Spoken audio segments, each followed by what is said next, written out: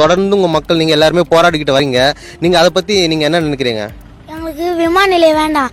எங்களுக்கு இந்த விவசாய நிலங்களை விட்டா போதும், இந்த ஏரிங்கெலாம் விட்டா போதும், எங்களுக்கு பள்ளிகள் எல்லாம் விட்டா போதும். எங்களுக்கு விமான நிலையம் வேணாம். எங்களுக்கு விமான நிலையம் வந்து நாங்களாம் மேலே பறக்க போகிறோம்.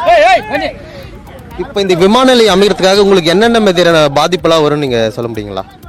எங்களுக்கு பள்ளி பாதிப்பாகுது, எங்களுக்கு படிக்கிற பள்ளிலாம்.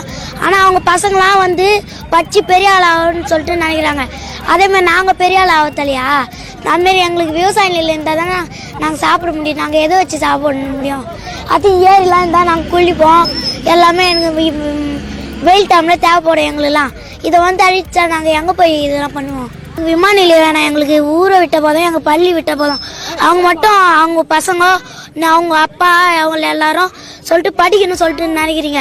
அதேமாதிரி நாங்களாம் படிக்க தலையா?